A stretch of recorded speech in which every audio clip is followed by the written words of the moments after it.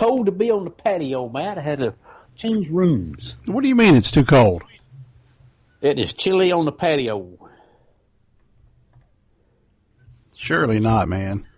Well, it's like we're trying to get our fair share of the snow, and everybody's getting it but us. I mean, they was calling West Kentucky for 1 to 3, and that's 4 to 8, and they got 6, and we got 2. That's a lot of complicated math. That is a lot of numbers gone wrong. Well, I guess we got maybe one or two here in Memphis, late Friday or late Thursday night, early Friday morning after all of the rain we got. And I think the further north and up towards Paris, you got up towards the lake, they got probably about 6 or 8 inches. Yeah, they got more up there. It was supposed to come this way, but oh well. Yeah. I like snow. Always have liked snow. I'm just a snow fan. Well, we got more coming down here tonight. I like living in a place that you have. I like having all 4 seasons. That's just how I am. A lot of people don't like all 4. They want year-round 72. That'd be boring to me. Well, we can have all 4 down here in a week.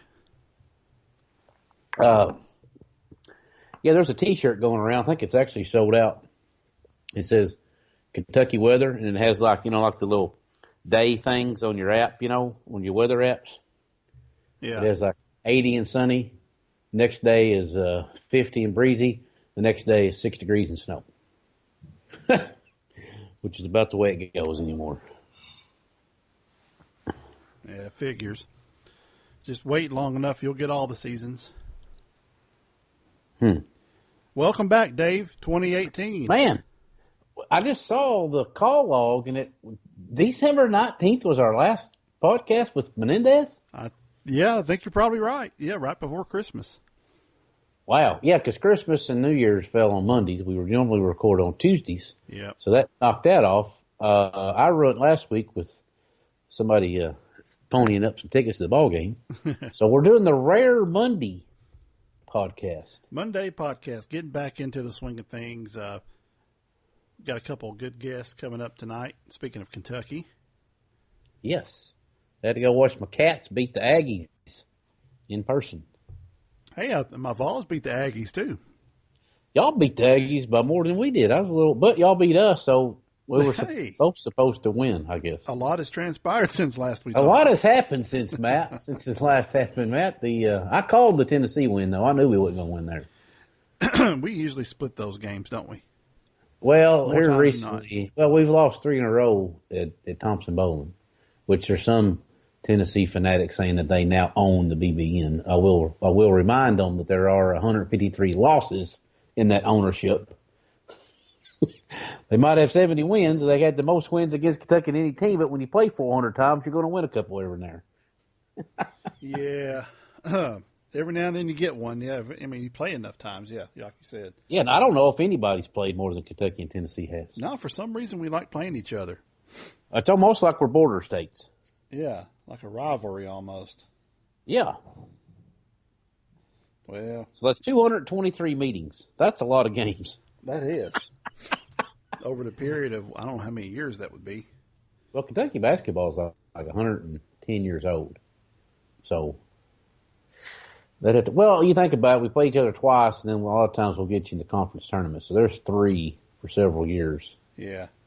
So, that's all right. We'll move on. We'll get you here at Rupp. Y'all got us at Thompson. We'll be all right. Yeah, I think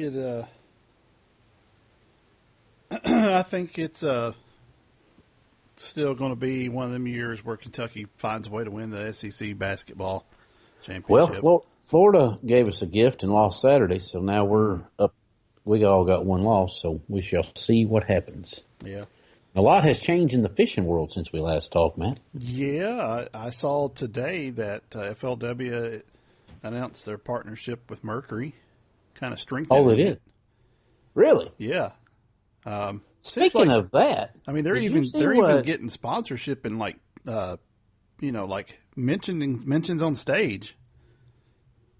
Wow. Well, man. Oh, wait a minute. Strader left. So Strader, okay. I thought, man, this is really going to confuse Strader now, but he's an elite. Yeah. He's going to be all confused. It seems like last year, didn't FLW not really? I mean, I think they might have been partners with Mercury, but not to the level where, they're title sponsors and putting up their name on the stage, getting all the support. I don't know I guess they'll have a support crew traveling with them. Well, for years, Jared Lintner ran the Skater Yamaha. I saw today where he is in a Ranger Mercury now. Well, that's interesting. That's a big switch. Yeah, that is a big. I wonder what prompted that. I'm going to think. Do you think Ranger's trying to pony up a little more before Vexus comes along? Yeah, maybe. Strengthening their brand. depth there, their brand, kind of getting guys locked in before Vexus goes. Vexus is going to be a while before they get really strong. I heard they're going to be high end anyway. Like, it ain't going to be no $45,000 Vexus for sale. It's going to be a $85,000, $95,000 Vexus. Ooh, yeah. Once they come out with those fiberglass ones, could be. So we, one of our guests tonight, I'm entering the contest every day, hoping I can win a Skeeter boat and a chance to fish with him. Well, there you go. I've been in the boat with him, but not fishing, just observing. Yeah, I can't, man. You're a special man, Matt. I couldn't do it. Well, you just can't sit there and watch somebody, huh? I can't. I mean, if I'm going to be in a boat and I'm on a lake and the dude in front's fishing, I feel like I need to join him. Yeah. Well, I mean, if you did, that might ruin both of your days. Well, first of all, it'd be illegal. Yeah. I'd probably get him disqualified, and he'd probably throw me in the water wherever we're at. So I would not advise on that. Yeah, probably not good. So, well, yeah. So what else is going on in the fishing world? I know we've had a lot of sadness, man. A lot of sadness seems like starting off for the year. It's and obviously we're talking about the coast on Okeechobee with the loss of a co-angler, but there's been a couple more people go overboard. In 2018, I know they was looking for an angler on Center Hill, and then I think there was another angler missing, maybe a coach type deal. And yeah, there was a coach, Tennessee Tech's fishing coach, passed away on Center Hill. Yeah, he went missing. Yeah, and then what was it? Lake of the Ozarks, I think. Lake of the Pines. Lake of the Pines. I'm sorry. Yeah, Lake of the Pines. That somebody else went missing, right? Somebody else was missing. Yes. Been a rough couple of weeks. Yes, indeed. Y'all be careful out there. If the water's rough, careful when you're driving into the waves. Wear your life jacket at all times. Yeah, big motors running, ain't no doubt. Get it on. Yeah. I mean, I hate to say it, Matt, but usually a tragedy makes rules get more enforced and things change. So if that's what it takes, that's what it takes. It has affected other sports those ways. With concussions, you see how the rules are changed with NFL. NASCAR changed a little bit, I guess, after Dale Sr. died. Yeah. Yeah, things will happen like that. But both tournament trails are getting ready to get started up, and it's actually 7:15. What do you say we give our first guest a call? Have at it, Matt. He's probably waiting. Let's add people to this call. There we go. Got to find him on our list. Let's get Mr. Stone Cold Kash Daniel. That's right. One of the coolest linebackers in college. Yeah, he's got entertainment. He future. does.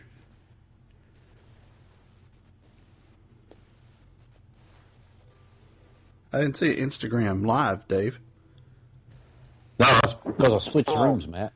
Oh, okay. Is this the one and only Kash? Yes, sir.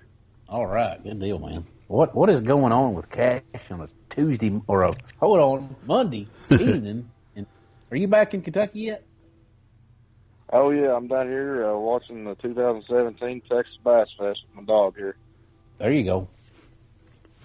Watching Brent Etter just land a 9-pounder. Oh, there you go. Yeah, he's pretty good at that, finding those big fish. Yeah, crazy in those big tournaments. Man, well, sure is. Kash, what's been going on, man? Looks like you guys ended up having a pretty good football season. Congratulations. Oh yeah, thank you. Yeah, it was a good season for us. It didn't end the way we wanted to, but a lot of things to grow on, and a lot of things we grew in a lot of areas, and we're stuff that we can build off of going into next season. What about all the good news of everybody almost returning? Like a lot of people thought a few was going to leave, and they decided to come back. So next year ought to be pretty special. It should be. We lost some key guys, but some big key guys like Josh Allen, Denzel Ware, and Mike Edwards decided to come back, and that's going to help us tremendously on the defensive side of the ball. I mean, those are 3 leading tacklers and 3 leaders everybody can get behind as well. So, it was great for Mike and Denzel and Josh to put their dreams on hold and for another year and come back and help us win a AFC championship, hopefully. That's the goal. Go get it. Sorry. I mean, when we had 2 SEC teams in the final championship, why can't one of them wear blue next year? Exactly. And why not Kentucky? Why not us? Exactly. Why not? Exactly. So you spent a few days in Florida cheering on your girlfriend who was doing some cheering and brought home the 23rd national championship map to Lexington for college cheerleading. What about that? 23? Dude, Kentucky owns cheerleading. Wow. Let me tell you. I didn't know that. Yeah, you've never heard of the? Oh man, yeah, we own that one. Yeah, she's unbelievable, man. I mean, she's worked so hard, and and I've seen it. She's a competitor just like me, and cheerleading to her is like football to me. She eats, sleeps, breathes, and dies for it. And just to see the work that she's put in, and with her teammates, I couldn't be more proud of her. And honey, if you're listening, I love you, and congratulations. Oh, she best be listening. You'll have to give her the replay. Let me ask you this, Kash. My wife and I were at the A&M game last Tuesday. Does she happen to be one of the ones that like gets twirled up a notch and then lands like on top of the dude? Yeah, in her routine, I think, she gets pulled up and her partners will either catch them on her feet, or they have this one move where they throw her up and her hands go on her partner's hands and they do like a hand-to-hand, handstand almost, and then she'll get flipped up on some other girl's leg that's already in the air. I mean, it's really athletic when you look at it. It is insane. They got to stand in. When we got done doing their routine, everybody in the Rupp Arena stood up and cheered because it was amazing to watch them do it. Yeah, people don't understand, how hard that stuff actually is for them, and and some people don't even think that cheerleading's a sport. But after I've watched her and watched her teammates, the amount of athleticism that's involved and that it takes to to pull off those moves that they do, it definitely should be considered a sport, and that's why they're heading to South Korea for the Winter Olympics to show that it should be almost an Olympic sport. Did you hear that, Matt? Kentucky cheerleading is representing America in South Korea. Ooh. What about that? I mean, that's pretty big time right there. That is a big College is one thing. I mean, you go to the Olympics and they make that an Olympic sport, which I'm hoping they'll do bass fishing that way someday. Oh, absolutely. Why not? Well, I mean, we got a head start. We had the World Cup with went down to South Africa. I know that Scott Martin and James Watson, Broom Bannis, all them guys, exactly. Yeah. David Fritz, they went all down there fishing that. Yeah. So I wouldn't be surprised if we didn't see it here in a couple of years. I think it's getting to where FLW is sort of stepping and leading the way for that, with their Korean and Chinese and Mexican, maybe, and Canada also. Of course, they always have bass up there, but they're going over to, Asia and fishing for, I guess they've got largemouth bass in China. I think I saw somebody over there recently. Was it J.T. Kinney or somebody was over there catching them? He went on a trip. I'm not sure about China. But I mean, I've seen They got people in Japan. I know Mike Iaconelli went over to Japan, and he had his own little mini TV show on their channel. They went to Japan and caught some pretty good fish over there. Yeah. oh yeah, Japan's got a world record over there. She's swimming somewhere. Mm-hmm. But, yeah. Oh yeah. But guys, speaking of FFW, you know, I like to take this opportunity, you know, to reach out to the my condolences to the Kaler family. Oh no of doubt. The angler on Lake Okeechobee this past week. I mean, I never met the guy, but when I heard that news, I mean that's not supposed to happen. And, No, that's exactly right. in bass fishing. But my heart goes out to his family, his kids, his wife, and anybody that was ever, you know, involved with him. If there was something I can do, like I know they live in Florida, so if I can get them to the game this year against Florida, you know, or something that I can do, you know, that would be great, because my dad was a big, you know, inspiration on me, and to get me into fishing. And, you know, it's just a sad deal that, you know, the great man had to go too soon doing something he loved. Oh, no doubt. I mean, It was it's horrific. I didn't know him either, but you know, some of these co-anglers are pretty well known within those circles, and I think Nick Kaler was one of those, and he was also a veteran, I believe. Yeah, he did serve our country. Really sad, but hopefully, I'm hoping the family will be taken care of, and we'll put that word out there too for you, Cash. Appreciate that. I appreciate it. Yep. Well, since we last talked to you, David showed me the video of you making a pretty big time fourth down play during the season. I thought that was pretty cool. Oh yeah, the fake punt against Missouri. Yeah, Dude, that was awesome. Yeah, that was something that Coach Hood had up his sleeve the whole year. I mean, we ran it every day in practice, and you know, we just never thought we'd get the opportunity to get it. And then we got out there in the sugar huddle, and I looked over on the side, and he gave me the signal. It's like, oh crap, here we go. Let's get going. it's like he actually called it.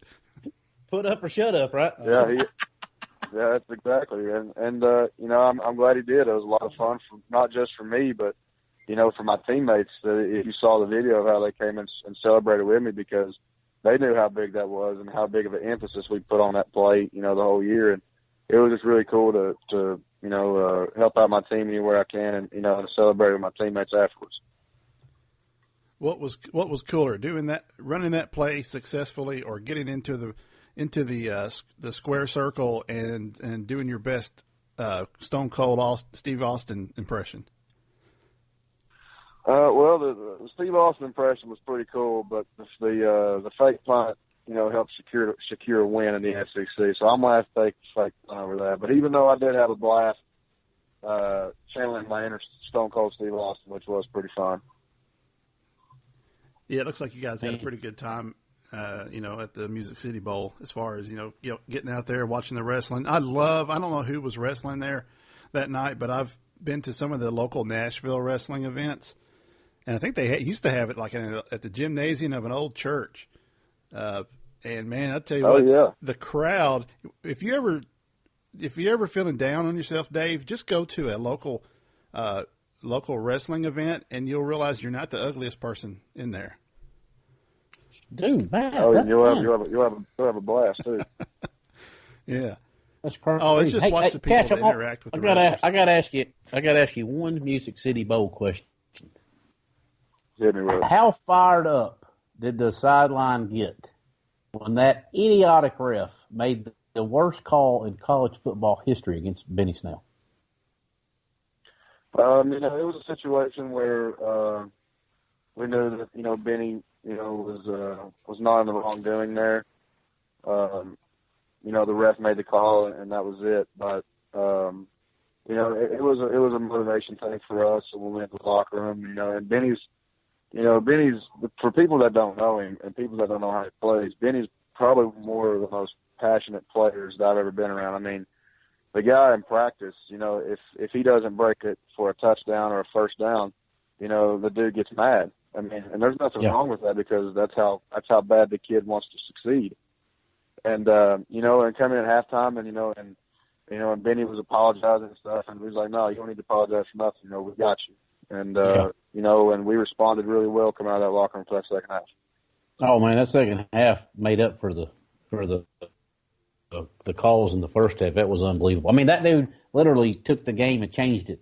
Thought it was his responsibility to change that game. It's not It the was first unbelievable. time he's done that either. Man, I was just sitting on the couch, and I was like, "What do you mean? What's he leaving for?" Like, it was insane. Like, that guy just kicked him out for literally nothing. Yeah, Unbelievable. Just one of those where you got to just move on and play the next play. Man, I hope y'all. I'm glad y'all can go with it. Go with it better than the fans can. 'Cause, man, that one's going to sting a while. Oh yeah, we talk about it all the time. Adversity is going to hit. I mean, it depends on what type of adversity it is, and and when it does hit, you have two options. You either fold or you punch out the gray room, what we like to call it. Keep on punching and keep on fighting. Yeah, no doubt. We're talking football, we're talking everything else, but let's talk about some fishing. I know you got school started back, you got your off-season training, which never ends, it seems like. But what's Cash Daniels' plans on fishing for 2018? Where you got any goals or special events lined up yet? This is pretty much the same old same. I'll be busy with spring ball coming soon, but any chance I get to get out in the water, I'm definitely going to take advantage of that. I'm going to fish a couple tournaments back home. There's a big one put on by the Shriners Committee called Casting for Kids that helps out with the Shriners Children's Hospital. It's a 2-day event. They'll take anywhere from 150 boats to maybe 125 and put them on Yatesville Lake on day one, and they'll cut the field from 150 or whatever how many boats there is to 25 and put them on Paintsville Lake for the second day. Oh, wow. And we'll crown a winner that way. And your day one total will carry over to day two, obviously, and we'll have a winner at the end of day two. Cool.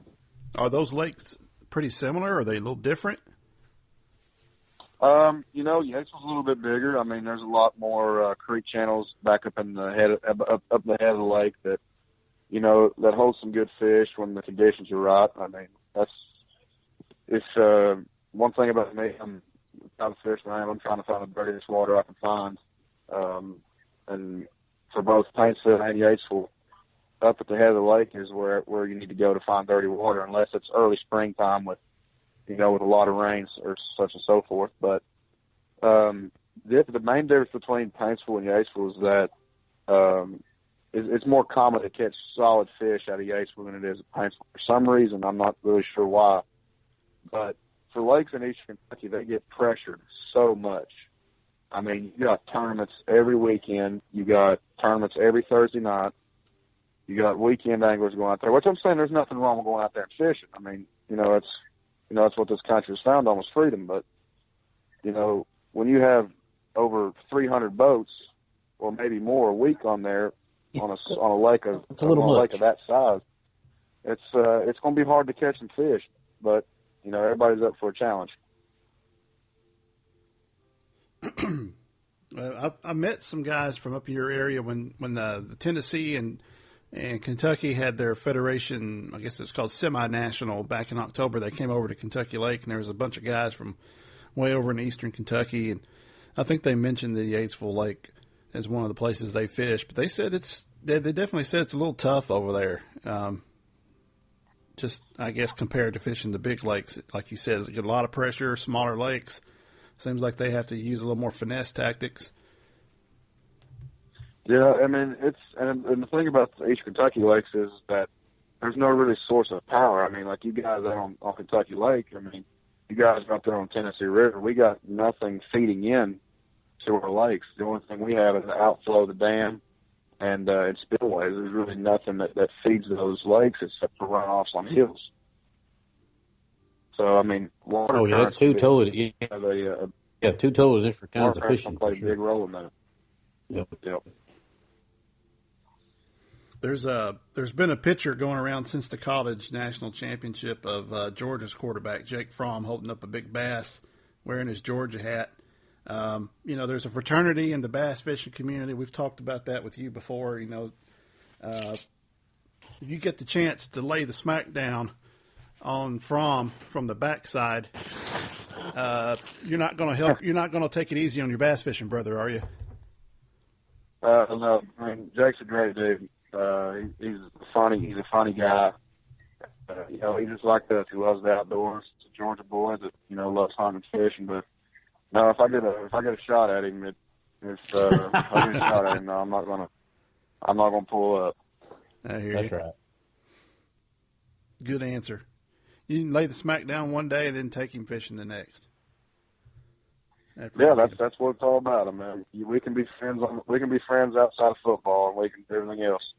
Just like, I got my buddy, one of my good friends, Ben Cleveland, who's a starting guard there at Georgia. I've known him since we played an Army game together, and we've kept in touch. And we're trying to get a trip set up where I can come down to Georgia sometime in February, and while my girlfriend's in South Korea, and do a little duck hunting, which is awesome.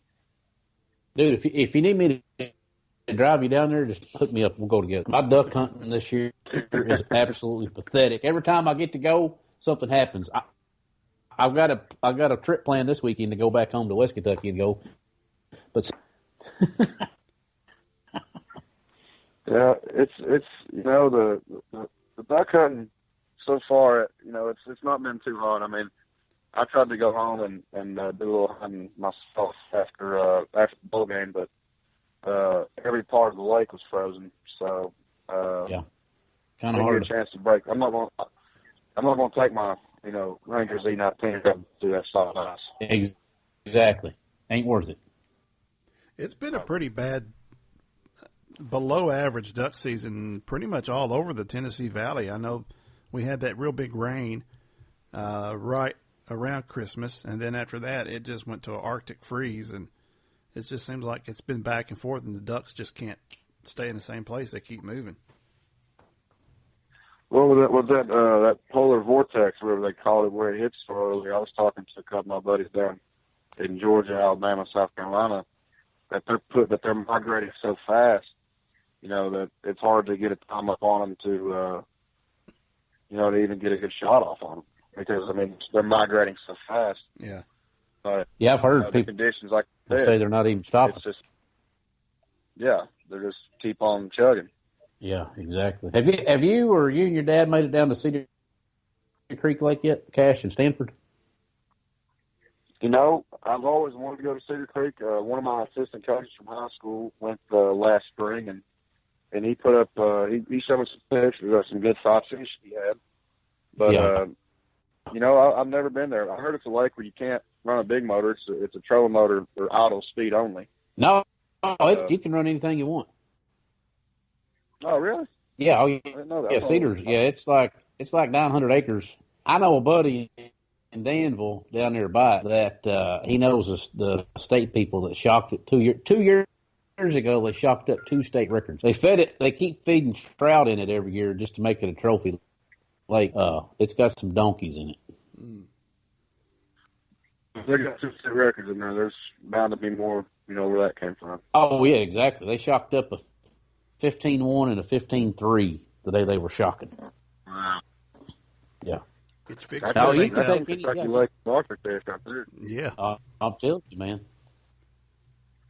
Yeah, just like Chickamauga right now, kicking out some big ones. Yeah, or Sam Raider, places like that. It's like the event I'm watching right now. Oh yeah, yeah. But I will say one thing about the cold weather.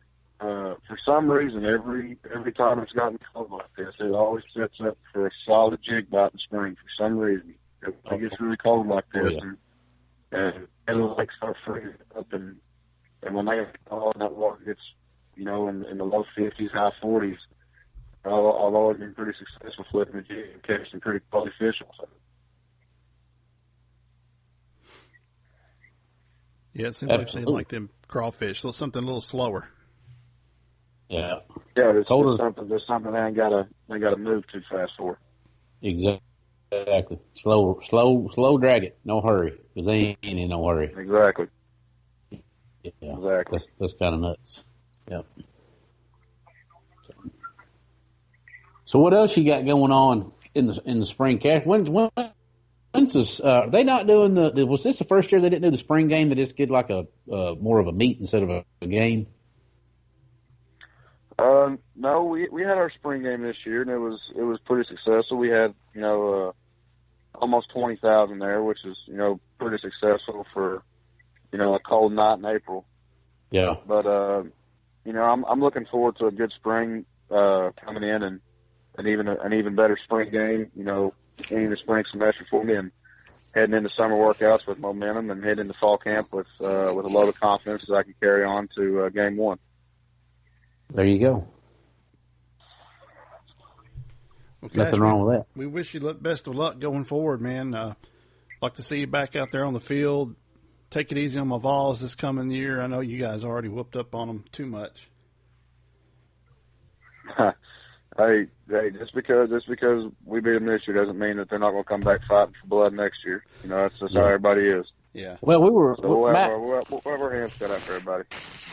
We were just thinking that's going to be one of those gimme games next year, man. We can, You're already penciling in the win. We're penciling it in already. There's no doubt. Yeah. That never happens in the SEC. You got to earn every one of them. I'm trying. I got to find a way to talk Ethan Wolf into us doing a TOS college fish off, Dave. Well, you and I Kash think we can versus make that happen. Ethan. Well, I think we can make that happen. See, Kash in the summer, me and Matt had a little fish off on Kentucky Lake on the Tennessee side, but the Kentucky team won. So now we're the defending. Now we're the defending champ. We got to go back and defend the title. Yeah. Hey, I'm all for it. We set it up. I'll be ready to fish. Absolutely. That sounds good. Well, all right, man. I appreciate you giving us a little time to catch up. Good, like I said, congratulations on this past season. Hope you do well this coming spring. Keep on going on. Congratulations to your girlfriend too. Oh, thank you guys so much. That'll mean a lot to her. Thank you very much. Yes, sir. All right, man. Let's catch up with you soon. soon. Have a good one. All right, man. Y'all be safe. All right, see ya. All right, you do. See ya. Can you hear that in the background, Dave? What am I listening for? I do not. Okay. Hear it. I know my microphone is pretty sensitive. I didn't know if you could hear Dad. Dad has, in the last few months, picked up the ukulele and started to learn how to play it. Yeah. So that's like one of the mini guitars. It's right? like a miniature mandolin with maybe one less string. Okay. It's a Hawaiian mandolin, I guess you call it. All right. So yeah, he's in there. Has it got any pineapple? He's been strumming every night, trying to get a couple songs down. In the living room, you hear him playing the same chords. He's getting better. You can't move on to another chord, Matt, till you got one chord good and good. Just like blowing a duck call. Duck call is the only instrument I could ever play, and you just got to get those notes down one at a time. Then you get a little. What brand of call? What brand of call do you prefer, Matt? I prefer Haydel. Haydel. Okay. Is it a hybrid? All wood? All. It is all plastic. Probably buy one that you could probably go to wherever you could find one in the store right now and buy one for maybe $15 at most, $12 to $15. It's a variable tone, VT90 black call with a little hole in it that put your thumb over the hole. It changes the pitch of the call. All right. And it's double reed. It's got a good raspy sound. They come pretty well tuned right out of the package, but I like to tweak them just a little bit. I like a little bit more of a raspy sound to them. Yeah. You're not going to be calling them like at real foot from, half a mile away, but I hardly ever call a duck that far anyways. Yeah. I got my buddy, he can call one. I mean, those high ducks, dude, he can lay down on it and wait about 15, 20 minutes. They'll circle and drop. They'll circle and drop a little more. Man, I'm telling you, they're good. Yeah. I'm nowhere near as good as they are. I'm still in the beginning stages of it, so they're pretty good. So my philosophy, especially hunting public land, I've noticed that if a duck's going to work you, he's going to show that he's going to work you pretty quick.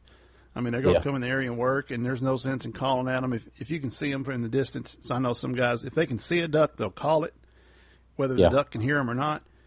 But if a duck's going to work, I'll encourage them a little bit and call, but I don't get too crazy.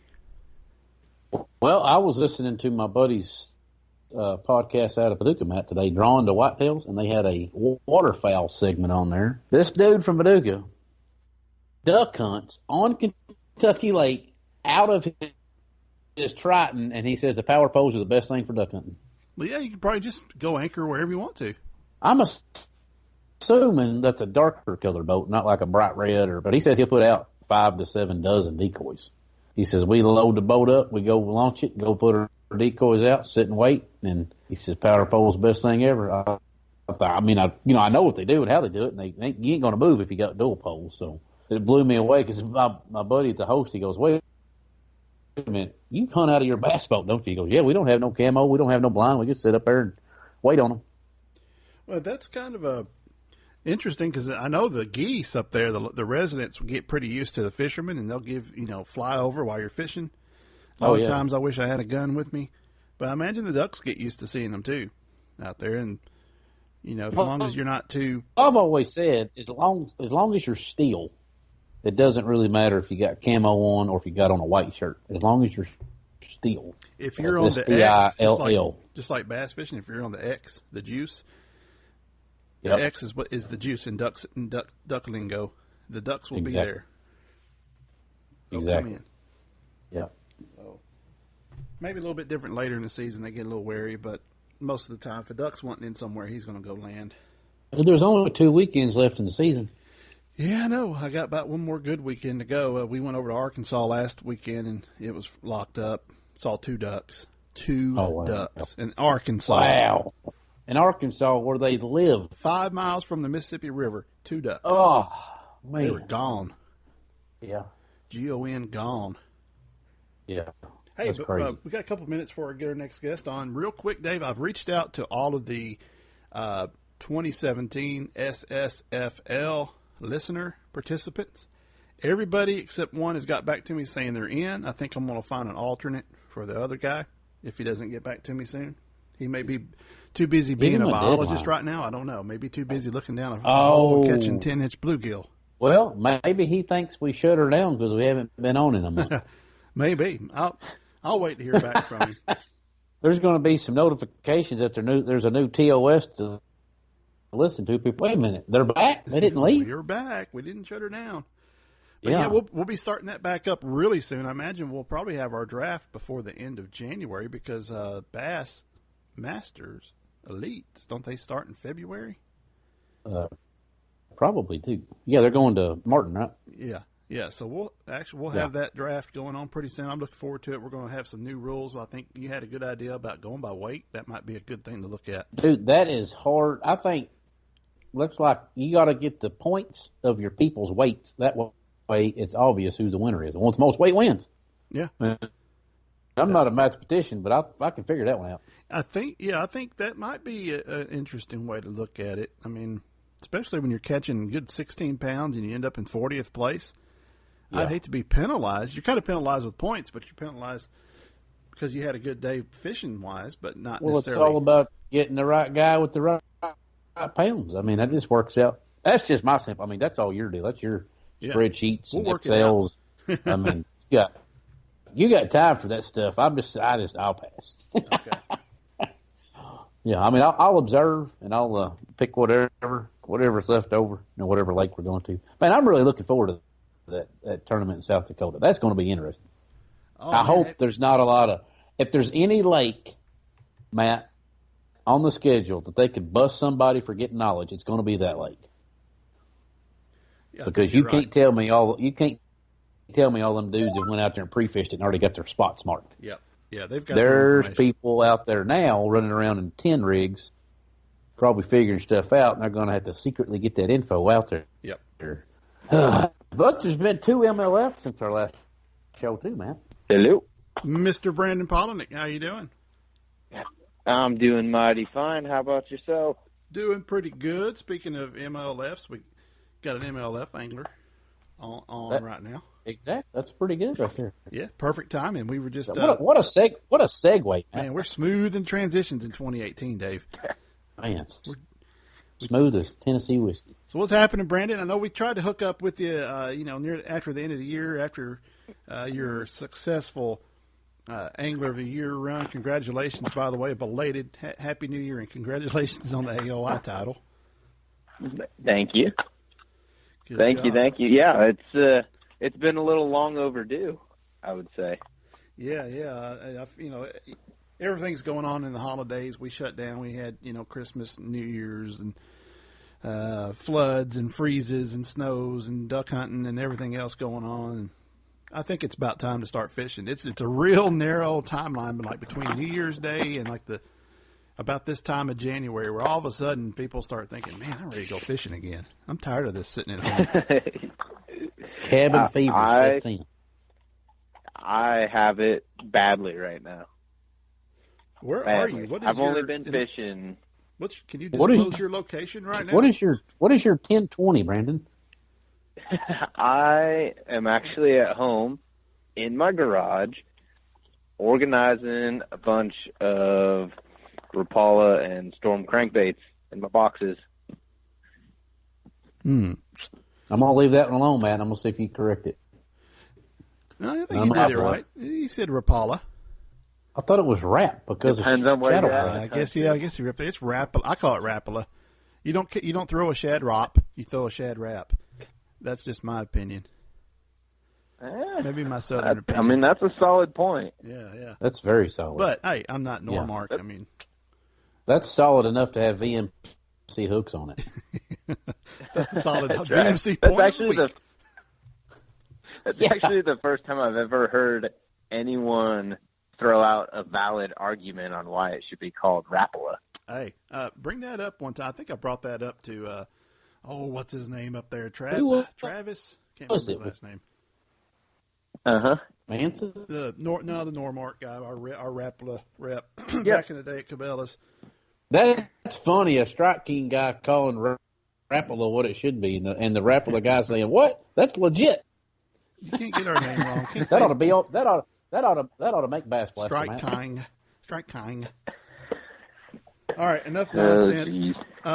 Brandon, I just glanced on Instagram, and you had a not so trick question on what kind of worm you had in your hand. What's the answer? It's a Z3 trick worm.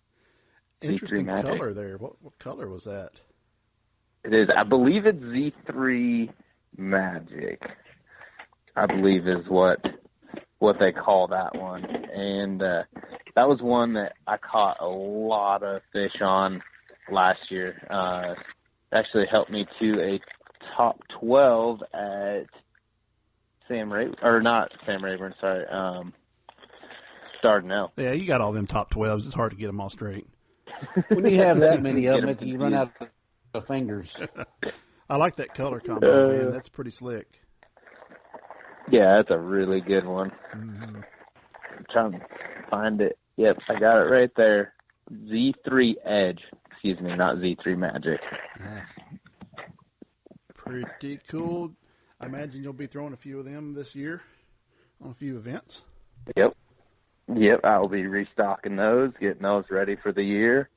And, just got a lot of work to do before I'm ready to go, and just a little bit of time to do it. So it's going to be some late nights here the next couple of days. Yeah, this is prep time. This is, if you haven't done it by now, you better be getting your boat wrap time. This is decals getting pretty, polished and shiny. What's new on the sponsor front? You got anybody that you can bring on board this year? I've got a few new ones. Some I can't talk about yet. Some that I can. I signed on with the Mossy Oak fishing team as they've kind of came into fishing. Yeah. So I'm pretty excited about that one. And let's see, what else do I got new? I've actually got a new one coming on that's more on the video side of things that I did from what I did last year. I actually have Go RVing that stepped up this year and is going to sponsor my entire video series. Oh, wow. So that's a really exciting one that I'm really pumped up about because I think it's a perfect fit. They're excited about it, and it allows me to continue to create a bunch of really good content and afford to have somebody come out and follow me along for every single tournament out there on the Elite Series. Man, take that, Camp. What you did with that this past season, I think I heard one of the worst performances you had or placings that you've had was the one time you didn't maybe have your film crew out there with you. I mean, talk about a distraction exactly right. for most people, but you just you owned it. Yeah, that's exactly right. The Okeechobee, where I finished 105th, my worst finish of the whole season, was the only event that I didn't have someone filming me during the tournament. He was there for practice, had to leave, had something come up, and that was my worst event. So it was cool to see how in the beginning when I released it and started saying and talking about that I was going to do it, a lot of people were worried that it was going to be a distraction, and I ended up having my best year ever, mostly when they were there. So can't argue that, and got to do it again this year. Absolutely. Did you tell them they are never allowed to miss another tournament? That's right. And it's so awesome to be able to share like unseen footage. There's so many fish catches and fish losses, and a lot of decision-making processes that happen that would never get seen if I didn't have somebody there filming all the time. So it's been really cool to be able to share that with everybody, and we've had a good following so far, and just hoping to continue to grow that. What do you think about the new 1 pound MLF rule? I like it. I think it's good. It's a little tough sometimes because, you catch one that's 15 ounces and you catch another one that's 15 ounces. It's really difficult when we go to a lake that has spotted bass.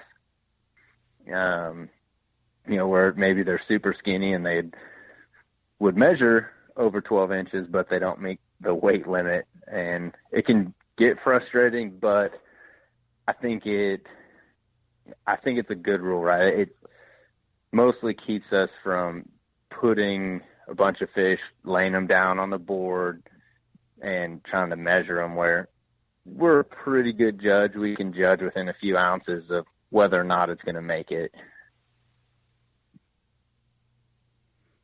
Yeah, that's kind of a new twist. You get a lot of those guys, they play it safe, get those smaller fish. I was watching the first episode of this new season, but you're talking about, spotted bass too, the selects, down there on Ouachita. I wonder if it's going to change anybody's approach going forward, or they're just going to just go on like they used to. I don't know if there'll be a lot of changes, just because previously, even under the old rules, you still had to go and just catch fish. So I don't know that it'll necessarily change too much.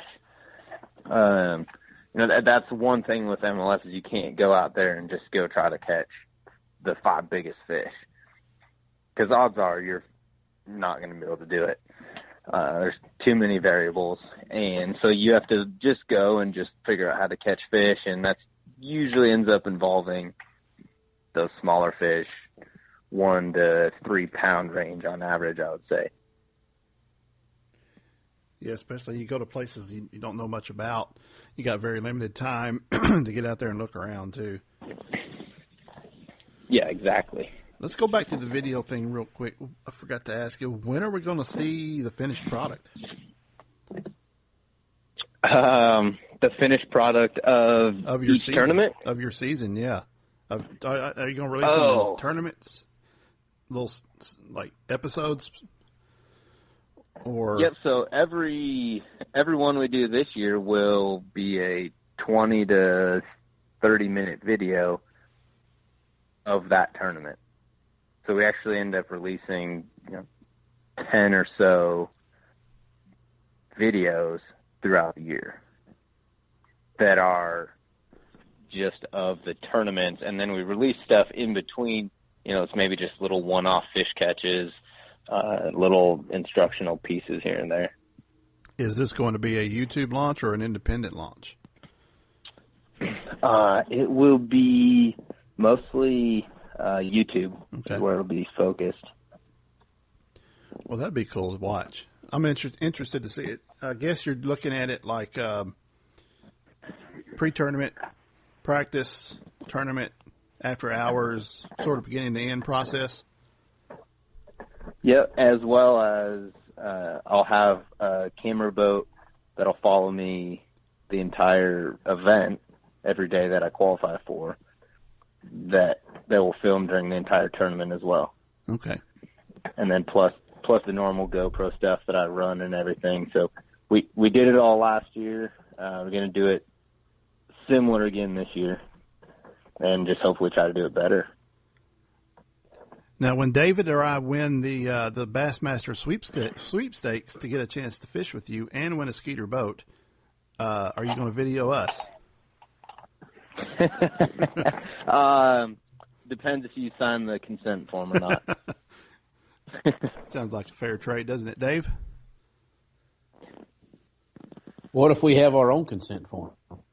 You might need you might need one for us. I don't know. That's right. Yeah, I'll have to sign that one too. Then I guess. Yeah, absolutely. We got a lot of stuff riding on this. We're entering like every 15 minutes. We got a robot thing set up online. I've watched you fish. I've been in that Skeeter and watched you fish. And Dave has a problem with sitting there like being a marshal watching some guy fish. I cannot understand that. Even as cold as it was out there, I still want to pick up a rod. I'm in the boat. We're on the lake. I can't hold a rod. I'm going home. I know. I don't blame you. It's fun though. It is. I mean, I enjoy it. It's like watching TV, Dave, but you're right there in the boat with the guy and you can ask him questions. Well, exactly. I would probably have fun. I'd have fun if I was like James Watson's marshal. Oh gosh. I would take all of his pinup stuff, and I'd be working on the inside of his boat for him, putting all under the live well lids, under the center storage. I'd be working all that stuff on him. Yeah. Oh, you'd be learning lots in that boat. Yeah, a lot of stuff that's probably not usable or repeatable. Yep, both. Well, Brandon, you got you another fellow MLF professional joining the Bassmaster Elite ranks this year, coming over from FLW. You got Wesley Strader coming over. What's the sentiment that you guys get? I mean, all these new guys that keep coming over year to year, and they're not just slouches. I mean, everybody that's coming over are pretty heavy sticks. I mean, it's got to make the competition level go up. Oh, there's no doubt that the Elite Series field now is stronger than it's ever been. No doubt. And that just, forces you to elevate your skills on the water. It used to be where I would say, not saying in a bad way, but there were, probably 20 to 30 guys that probably weren't going to win, or weren't going to make a top 12, and they may cash a check every now and then. But now I would say there's like none of them. Like every single guy on the Elites could win, any given day. And I think that's why you see more and more of, veteran guys that have been there for a long time that are getting pushed to the bubble of, not making the Classic, not requalifying for the Elites, just because that competition continues to get, tougher and tougher, doesn't allow you to have, multiple bad tournaments. Yeah, it definitely keeps you on your toes. You can't rest any time of year, seems like nowadays. There's always going to be some guy that's going to slip in there. And some of the new rookies, even though they're not technically rookies, they are new to the elite side. They always slip in there. We saw it from day one last year. when you guys went to Cherokee. Yep. Jesse Wiggins and Jacob Wheeler, even though he's not technically a rookie. Jamie Hartman, a lot of these guys came in there. And then look at like half. What's his name from Alabama? Yeah, like half of them. Didn't forget his name. I would say half the top 12 there. Yeah, I think in that first tournament were new guys on the elites, whether they were considered true rookies or not, is a different story. But I mean, most of them were first-year elite anglers. Mm-hmm. Definitely got your work cut out for you. That was it. Yeah, that's a never-ending battle. So what's new in the Alpha Angler rods this year? You got any of your own signature rods coming out this year? There's some works on some signature stuff, possibly. We've got one rod that we finalized. It's actually a rod that I fished and caught majority of my fish on at Cherokee Lake last year, that we're going to be calling the Clutch. It's a 7.5 medium bait caster. It's just a great all-around kind of like power finesse type of rod. And I've got a prototype swim bait rod sitting in front of me right now that I'm excited to do some testing on. We've been testing a few different blanks, modifying a few things, and continue to dial it in. I haven't got to put this new one on the water yet, but in hand, it feels pretty impressive. You gonna put some of those big kokanee swim baits on there and give them a shot? That's right. I'm gonna go out there and catch me a few double digits. Yeah, man, they're up there. Those fish, they get old, but they get big. Uh-huh. And they live for a long time. Yeah. Let's see. Oh, I meant to ask you. I think I asked you this on one of your Instagram lives one night. I was just kidding around, but are we going to see a rematch, a 2018 rematch, wrestling rematch between you and Cliff Crochet? Crochet talks a big game until it actually comes down to the real thing. Oh, you mean you can understand him when he's talking? Yeah. I've hung out around him enough now that I've slowly started to be able to understand him. Okay. Because I don't think we ever had an undisputed champion last time. I think there needs to be a rematch. Oh, there definitely needs to be a rematch. And get it on video. Get your camera guys out there.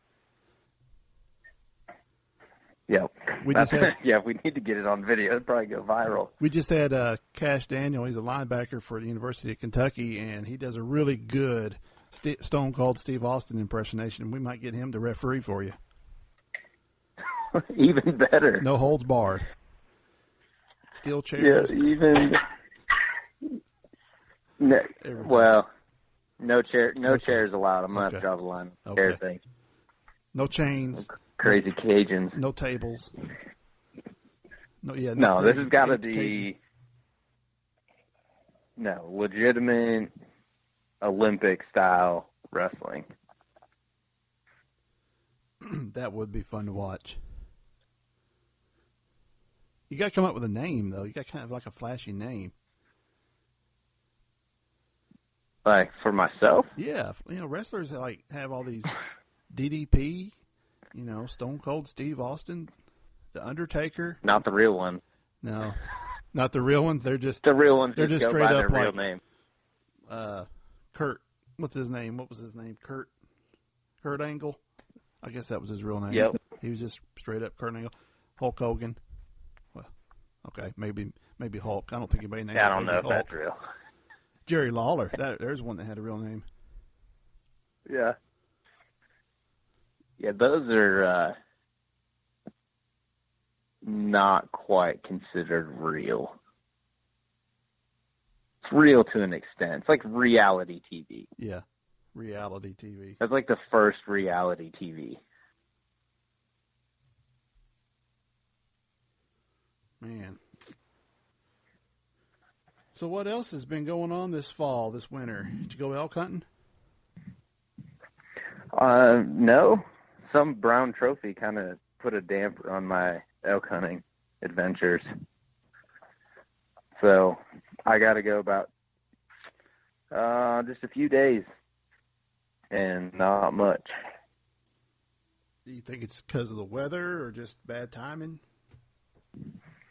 I think it's too many sponsorship commitments from winning Angler of the Year. Yeah, that might have something to do with it. Yeah, that one put a damper on much free time this off season. I mean, has it just been nonstop since the day it was over? Yes, I have.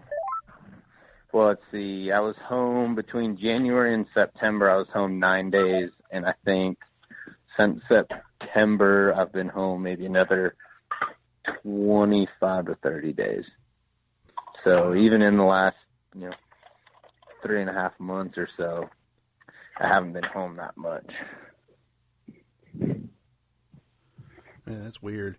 It's just crazy life, but that comes with success. You've got to build on that from now on out. I guess it that's does. expected of you. Yep.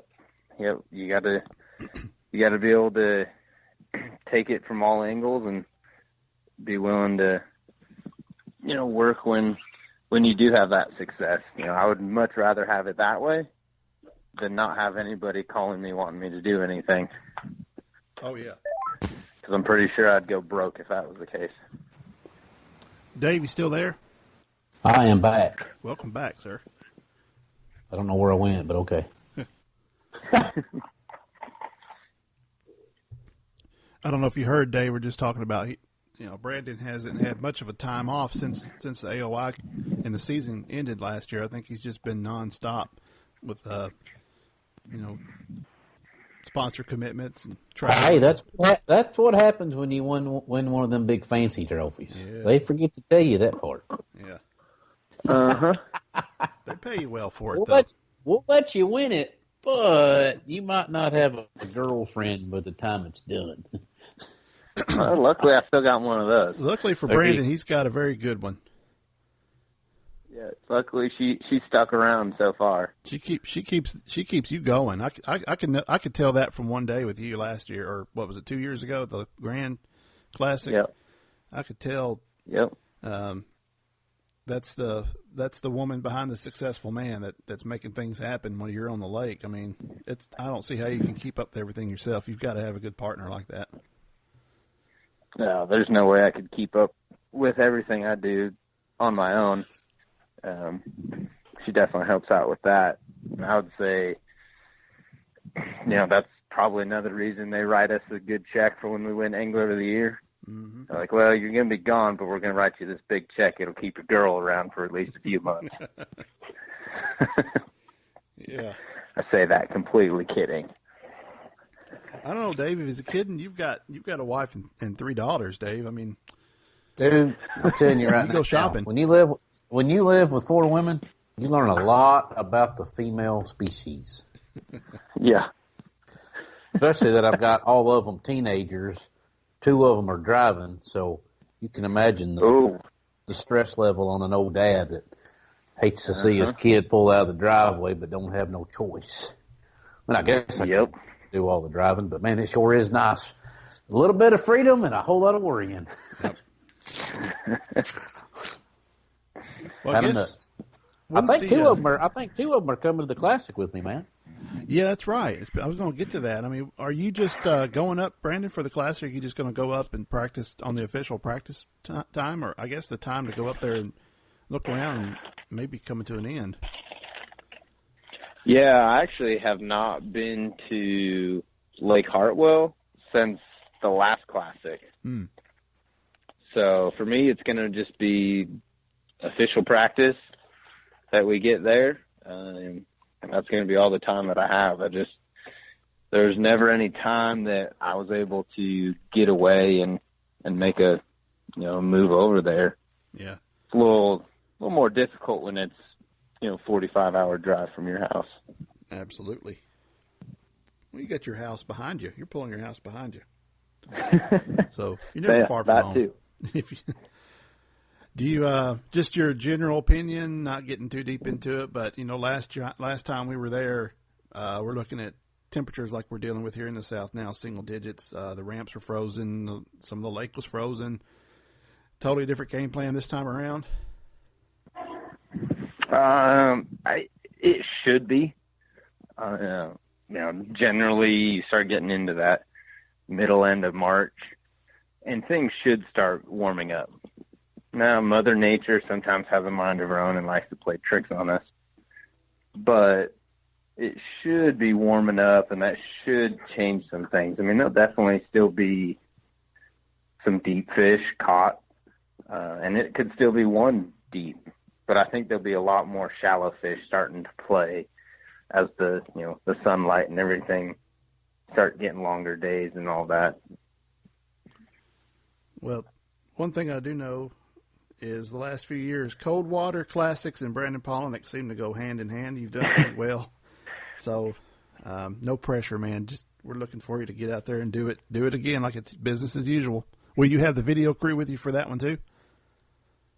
Yep. Okay. Yeah, every tournament that I fish next year, I'll have somebody on the water. If it's not broke, don't fix it. That's right. I mean, it's got pretty good results so far, so why not roll with it? Yeah. Yeah, I really can't quit doing it. I'm afraid if I did that I might not have a very good year. Yeah. Well, David and I will be there. We'll be in Greenville. We'll look for you out there, catch you behind the scenes after weigh-in or in between weigh-ins, whatever, but hopefully we'll get a chance to sit down and talk with you after the competition gets going and catch up then. Of course, we got an event before then to prepare for, and hope you do well starting off the season, Brandon. I know it's been pretty rough on you, but it looks like you're going to get out and start actually getting a rod in your hand and actually doing some fishing. That's got to be a relief to change things up from this cold, downtime of meeting with sponsors and traveling and doing all that. Yeah, I'm really looking forward this year getting started. Starting off on a lake I've never been to, but it's just going to feel good. Yeah, I think it's going to be a pretty interesting season. We got a pretty good, diverse schedule ahead of us. We'll let you get back to doing some tackle organization up there. I really appreciate you giving us some time. Yeah, I might have lost you, Brandon. I don't know if you can hear me. Can you hear me? Can you hear me? Oh, yeah, I lost you for a second. Oh, yeah, sorry. I think Skype's cutting out on us. We'll let you get back to doing your tackle prep. I really appreciate you giving us some time, have your schedule. Looking forward to seeing you on this next tour coming up. Okay. Yep, I look forward to it, and hopefully get to see you guys run into you down there at the Classic. Yes, sir. We'll see you down there. All right, see ya. And it's Rapala. See you, man. See ya. Sorry, I didn't hear you. I said it's Rapala. Oh, yeah, Rapala. All right, man. We'll see you. See ya. Well, one thing that hasn't changed over the last few years, Dave, and that's that Skype is terrible. I'm thinking maybe they're putting new cell towers in Idaho. I reckon it could be that, too. It could be the cell signal, but I think my Skype signal is just terrible. Yeah, I always reset my internet before each show, so when I cut it out there for a couple of minutes, I was like, well, that did me a lot of good. Yeah, I don't know. We'll continue to do what we're doing. I hope everybody's getting a good audio quality with us. I know we have some trouble with that sometimes, but yeah, technology, it's good when it works, and it sucks when it don't. Yeah, I think we need to start doing two-way radios, man. Hey, I'm for that. Yeah. Hey, well, I mean, why not? Walkie-talkies. Yeah, why not? Work for G.I. Joe. Exactly. Oops, something I was going to bring up. Now I can't remember it. Must not have been too important. Oh, you're a big movie buff, Matt. Have you seen the movie Molly's Game yet? I haven't seen that one yet. I've been seeing several lately, but that's one I haven't got around to seeing yet. Well, I usually go to about 3 a year, so I'm 1 in, 2 to go. Was it good? Yeah, I mean, if you like that kind of story. Yeah. Yeah. I didn't know about it. I've never heard of it. I hadn't either. I didn't know anything. Like, her brothers were Olympic gold dudes, and it's pretty interesting. It's a little rough around the edges, a little rough in the middle. Maybe, I don't know, maybe the middle to the edges. But, once you get past that part, it's all right. Yeah, it's an interesting story behind it. Now, another one I want to see is called I, Tonya. It's the Tonya Harding story. I don't know if I want to see that or not. I haven't seen a whole lot about it. I just kind of know that some of the actors who are in it are pretty good, and they make it kind of come off on like a dark comedy. Yeah, I didn't like Tonya Harding when she did that, so I don't know if I want to go give them any money. You know what I'm saying? Yeah. I mean, that was totally. I mean, that was like the inner city beating up the country club. You know what I'm saying? Yeah. Yeah. And she did nothing to deserve it. What was the bad part? So, to be a complete whatever, insert whatever word you want there, and then to get fame off of it, and she probably got paid. There was a rumor for a while that Tonya Harding was living in Winchester, Kentucky, but I don't think there was any proof of it. I think it was complete rumor. But man, it was a buzz for a while. I think that's about the time, the mid-'90s, with OJ and everything else, that once these people get notorious for doing something bad, they become a celebrity. Drama. Give them 15 minutes of fame. And, Hollywood loves it, and TV shows are picked up. These people are on reality shows, and people society pay for it. is just focusing on the bad, not the good, it seems like. Yes. Oh, Matt, I have got to give a shout-out to Stephen at Weeda Marine in northern Kentucky. I was perusing their website the other day, looking at their used boat selection, and I was interested in a particular boat, so I sent them an email. Now I've got to go through my Gmail and find it real quick. And I got a reply the next day. And let me find it. I should have had this ready. That's my bad. Here we go. The boat I was looking at was for pending sales, 05 Stratus 201 Pro with a 250 on the back. The dude emails me back and says there's already a deposit held on it, but what are you looking for? And he goes, P.S. Is this the famous TOS Dave from Lexington? I was floored. You're famous, dude. He used to listen, and then he got married and got another job. He hasn't had much time to listen, but if anybody looking for a boat, look up Weeda Marine in Alexandria, Kentucky. WEIDA. Actually, the owner, Sean Weeda, he fishes the opens. And give old Stephen a shot at your next boat purchase. Man, that's pretty cool. I was blown away. My reply was, wait, you listen to that? He said he used to listen to all of them back in the early days. Man, that's awesome. I mean, that's not the first time that's happened to you. That's probably the second or third time that's happened to you. It was crazy. And he's got an 05 Triton TR 186 for sale with a Mercury 150 on the back, and he's already shooting me some numbers on it. So I just got to find the time to get up there. And the weather, plus my laziness this Saturday, Matt kept me from going down to Angler's Outpost and talking to Matt Herron, Bradley Roy, and Menendez, but I do sincerely apologize. Yeah.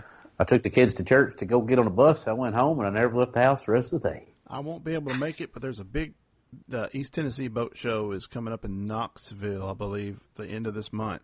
I keep saying I'm going, and then something comes up. Like, if I got a chance to go duck hunting, that's where I'm going. Yeah. I already had some other commitments going on in Nashville. I think I kind of made the commitments based on the way the duck season had been going. It's not been going well, so I figured I'm going to miss out. I got to go get some duck meat to make some more duck nuggets. Ooh. Hey, I heard a buddy of mine went down to Texas, southeast Texas, like Corpus Christi area, last week, and he and his son, and they got in on some sandhill crane hunting. And the guy that they hunted with, that's ribeye of the sky. That's walleye of the sky. Yeah, I heard it's really good. Yeah. They say, he said the recipe for him was to to prep it like you would a steak. He said take 50-50 jalapeno juice and honey, mix it up and baste it the steak. What? Cover the steak in it and grill it. Yeah. For real? Yeah, jalapeno and honey. And that get a good caramelized, coating on that breast and cook it just like you would a steak. I might try that with some ducks. The things you learn from the TOS, Matt. That's right. And one last thing, talking about people who listen to the show, I'm glad you guys do listen. I'm sorry we've been off for a while, but got a voicemail from Matt Crawman. Yes, you need to play that to get him. I'm going to play that right now. He's in a contest. I think it's on, was it? Uploaded Fishing. Uploadedfishing.com. You can go there and vote for him. He's one of the finalists for this prize package. I voted. I think they only allow you like one vote per computer or IP address or something. But spread the word if you want to. You got till the 19th to vote. But I'm going to play his message here before we get off the show. Thought it was pretty cool. Here we go.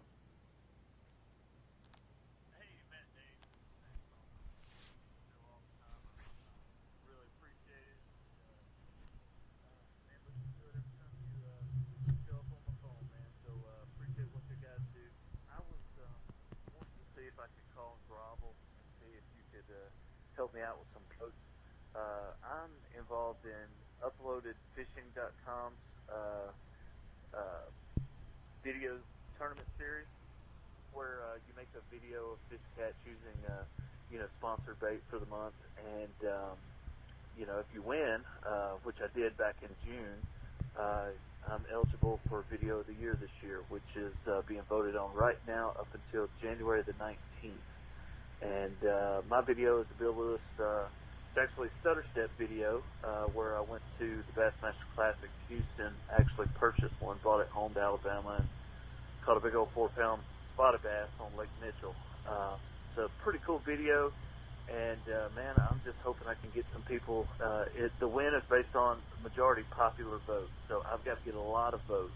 And if you go to uploadedfishing.com, my video is 1E. Again, the Bill Lewis Rattle Trap Stutter Step video, 1E. And if y'all guys could help me out any way possible, I would be greatly appreciative. And that's it, guys. Keep doing what you're doing, man. I appreciate it. Thanks. So I hope that came through pretty good. I think I'll upload that. It did. Okay, good deal. Yeah, vote for 1E on Uploaded Fishing. Yep, on the Bill Lewis Stutter Step video. I watched it. It's pretty neat. He did. I mean, put some music behind it and good camera shots and angles and all that. It was pretty neat. Yeah. And a 4-pound spot on topwater. That's got to be pretty cool. That's got to be. Them things fight. Cool. Them Alabama spotted bass down there. I'm going to Uploaded Fishing right now, Matt, and I'm going to go find 1E. Good deal. Where do you find it at, though? What month did he say he won? I want to say it was October or June. Let me look at the... All right, open one. June, back in June. How to fish. VOY. Vote VOY. Yeah, it was a little confusing at first for me to get into the videos, but I did find it after a while. Oh, cast your vote. Oh, here it is. Cast your vote. Go to Vote VOY on the very right at the top and go vote. Go help a brother out. He reached out to us. Let's reach out to him. That's right. Yeah, I think you can vote through the 19th, so you still got a few more days to go. And one last thing that I got to mention, Dave, is Bassmaster has their fantasy contest open. And last I saw, TOS was like number 3 overall for public groups. Somebody told me that. I got that. Somebody was showing about something, and our name was in the background, and I'm like, hey, get it. Yeah. Group directory right now, we got 260. We're 3rd overall. Tackle Warehouse and Anglers Channel are a little bit above us. But join it, the Outdoor Scoreboard. It's free to play on Bassmaster.com Fantasy. You just got to put your team together. Or if you don't have an account, register, put your team, put your A, B, C, D, and E buckets together for the first event, and then go to the group directory and join our group. We give prizes away for every event, and we'll have a grand prize at the end of the year, end of the season, for the grand champ. It won't be a boat. Might as well. No, it will not be a boat. No, I can guarantee you that. Might be a little toy boat, maybe. It might be a Bass Pro truck with a KVD nitro behind it. What was that old Taco Bell or McDonald's thing in the 80s where if you won the contest, you get a toy Yoda, and the person who won got a toy Yoda? Oh, that's funny. That's funny. You got to be careful and read the fine print. Yeah, got to read all of it. Mm-hmm. I'm going up to Springfield, Dave. Heading up tomorrow. Hopefully the snow won't be too bad. I'm going to go up there. I'm going to the Lou's headquarters Wednesday morning, meet with some of the guys there, and then going over to Bassmasters headquarters, meeting up with them. And I'm hopefully, if I got time, I'm going to go by what's that, Wonders of Wildlife exhibit. Yes, you're going to Bass Pro and where? Springfield, Missouri. Okay, you're going to the Bass Pro Mecca. Yeah, the Mecca, the big one. Oh, I thought you said you was going to Bassmasters in Springfield. No, I thought, wait a minute, what? So I'll tell old Johnny Morris you said hey. Tell him that his rent payment's late. He hadn't sent me this month's rent. Okay. Oh, he's good for it. He's good for it. Put it on his tab. Well, he ain't yet. I mean, it ain't showed up yet. My kids depend on that, Matt. That's how they get fed. Okay. We'll put them on that. By the way, we got to get our hotel. We got to get our hotel booked, man. I forgot all about that. Well, you can book your room and I'll book mine. That sounded a little weird. You want to do the same hotel? Or what do you want to do? Yeah, that's fine. Yeah, I just didn't want to make it sound like, No. I'll get the rooms booked if you want to do that hotel we were talking about. Yeah, I will look at that and I will see. I got to make sure 100% who's going first. Okay. You want? I got to see. Just get back to me. I got to make sure.